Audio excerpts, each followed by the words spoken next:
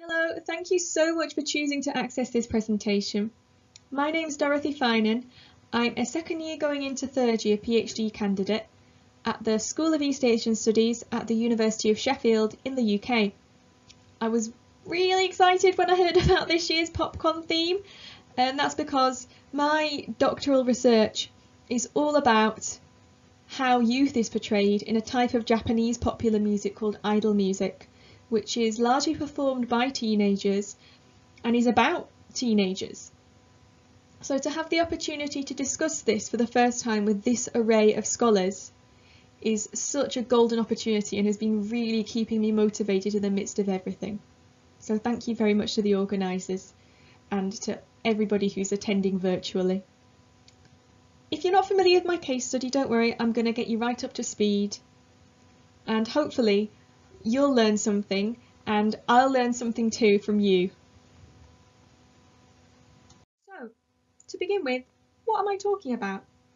Firstly, I'm going to have a quick chat about what Japanese idols are, because like many things, the term is contested and there's a degree of overlap with other types of popular music and popular media. Secondly, I'm going to give a really speedy introduction to my corpus of Japanese idol lyrics and some of the preliminary quantitative analysis I conducted in order to guide my understanding of the themes in this quite large corpus. Then I'm going to go into some of those themes within the corpus, and then I'm going to suggest some things that the idol lyrics in this corpus can tell us about youth in Japan in conjunction with the other parts of my doctoral research and some potential topics for further study. So what is a Japanese idol? Simply put, Japanese idols are a type of single-gender Japanese pop act with a distinct production style. You could describe this production style as vertically integrated. If you're familiar with the Hollywood system, then the agencies who market Japanese pop idols also scout them, train them, cover all their promotion, they handle publishing, recording, pretty much anything you can think of, and they are brands in their own right. Now, this is also true of K-pop idols. However, unlike K-pop idols, J-pop idols have a few characteristics that set them apart. For example, they are domestic. By and large, they are produced in Japan for Japanese consumers, with a couple of exceptions, and this has a lot to do with the size of the Japanese music market, which is the second largest in the world after the US, and also some copyright and historical reasons. They're also ordinary. So Aoyagi uses the word life-size to describe Japanese idols, so they're supposed to be just like you and me. They're clumsy like you and me, they make mistakes like you and me, but they're really trying their hardest. And that is what gives them their shine, the fact that they are doing the effort in the public eye. And they're doing it whilst they're teenagers, adolescents. And even if they're not actually teenagers, they perform as if they are, and they perform the mindset of a teenager. And it's part of this research's goal to discern what that mindset is and why it matters so much in Japan.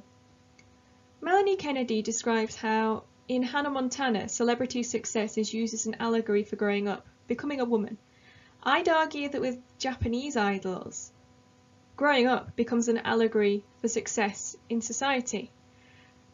Because Japanese idols visibly struggle as teenagers, singing about the struggles of being a teenager, people can derive valorization and ontological security from watching that happen. And it then makes them feel better about their own struggles in Japanese society because of the way that youth is elevated in Japanese idol production, especially lyrics. Apart from speaking to lyricists and analysing other media in which these depictions of youth appear in Japan, I decided to build a corpus purposively from a keyword, that keyword being seishun, so youth, adolescence, in order to understand what were the broad quantitative patterns in these lyrics, what were the surface features, which words appeared together. So using the application KH Coder, you can see some modules, some groups of terms throughout all the lyrics here.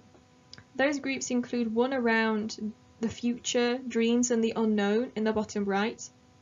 Another in the very right, in pink, about feelings being hot and burning and full of passion. And on the left, for example, you can see one clustered around the idea of youth as the beginning of a journey. Now, without qualitative thematic analysis, this doesn't really tell us anything about Japan. This could be about anywhere, this could be any random words. So without further ado, I'd like to go into some of the themes that I found by doing more in-depth coding of those lyrics. Now, unsurprisingly, these are happy pop songs. Youth in the first theme is seen as the height of humanity. It's the epitome of what it means to be human, in its purest and most joyful form, and it's contrasted with the artifice of adulthood. So whilst when you're young, when you're a teenager, you fall in love, you have your first kiss, you enjoy things like eating an ice cream by the side of the road, like chilling out with your mates, you have goals and dreams. Those all get destroyed when you become an adult, if we believe the corpus. That's very much how it's represented in Japanese idol lyrics. And this really fits in with the lyricists I spoke to in another part of my research, who say that they portray youth how they do because they believe it has something to teach adults about purity of human intention and dreams, and spontaneity, being spontaneous when we're young. So there's certainly a lot of hope placed in young people, and visually this isn't the focus of this study, but it's been well acknowledged that girls are the most visually representative of Japanese idols as a type of pop music. And there's a lot to be said about how girls sort of carry the hopes and dreams of people, or rather they have that burden placed on them by society. Secondly, we see youth described as a battleground. So you'll note from earlier we had that cluster of words to do with heat and passion, very closely associated with idols where the group was made up of boys. Now, across all genders of performers, youth is seen as a battleground full of challenges and obstacles, things to overcome. But for boys, that's a matter of personal growth, and that showing one's passion and drive is a way of demonstrating masculinity in sport, primarily, or just in pursuit of a dream. Now, girls in the corpus are much more likely to find themselves fighting for love, for a love rival, or from some sort of romantic goal. You can see in this image from a Japanese music video a boy idol group in a very competitive stance, whether or not it's entirely supposed to be taken seriously, because some of it is definitely joking about masculinity or trying to poke fun at it. The representation in this corpus definitely suggests that boys are supposed to be battling for maybe their dreams and for sporting goals, whereas for girls it's a lot more fluffy and a lot more lovey-dovey. The setting for these struggles is of course the Japanese school, specifically the Japanese middle school or the Japanese high school, which has a certain amount of equivalence with the US system as a result of the US occupation of Japan after the Second World War. Struggle happens in the classroom when students are competing for places at schools or universities. This is a really common topic that I found in the corpus.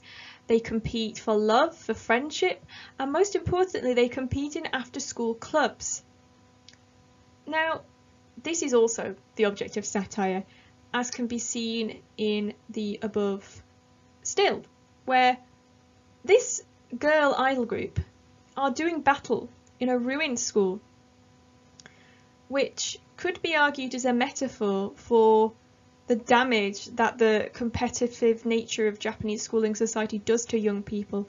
So they're singing this cheerful and happy song, but really they're talking about beating each other up in a manner reminiscent of the film Battle Royale. So this is not to say that idol lyrics can't be critical of struggle in Japanese society, but they are on the whole quite valorizing of it. Finally, youth is seen as timeless. On the right here we have a picture of an idol group where the members are all in their late 30s, I'd say. And this group is coming up to, I suppose you might call, retirement. That's a really cheeky way of putting it. What I mean is they are stopping their performances. They're being disbanded. The idea was they were going to do it in time for the Olympics, but that's obviously not happening. But they sing on this song, which you can find on YouTube, about the guts you need to get through school, the youthful spirit you need to succeed, and how it's something we should all take to heart. And something that I found in the corpus was that the way youth was portrayed as a timeless way of being, a mindset that anyone can take on. If you take these lyrics to mind, you too can return to being young, you too can regain that spontaneity.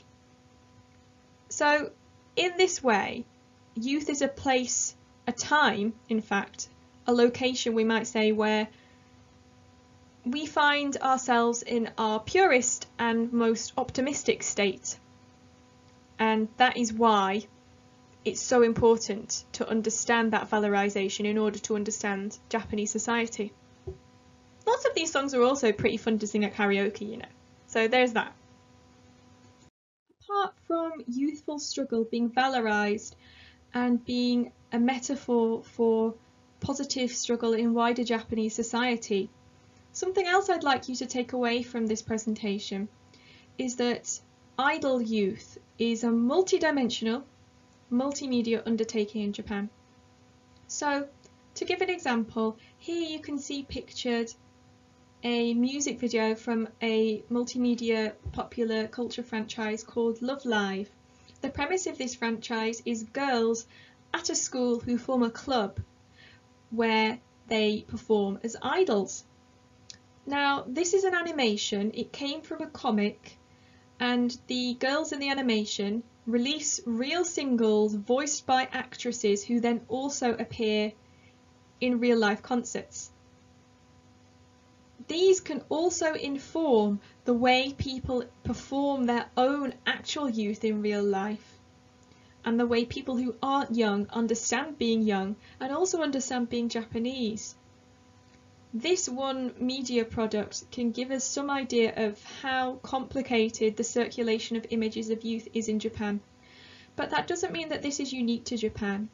And I hope that in the future, I and others can study the way youth is represented in popular music, in all types of media in countries other than Japan, so that we can understand that youth music is not just something that helps us remember our rebellious teenage years. It's not something we use for nostalgia. It's relevant to everybody at all times because it helps us think about what it means to be young. Thank you so much for listening. Once again, if you want to access the references for this presentation, then they can be found at the QR code on the screen and also pinned to the top of my Twitter profile. I really look forward to seeing you at the synchronous session at 1:30 p.m. on Wednesday the 9th of September, and thank you again for listening.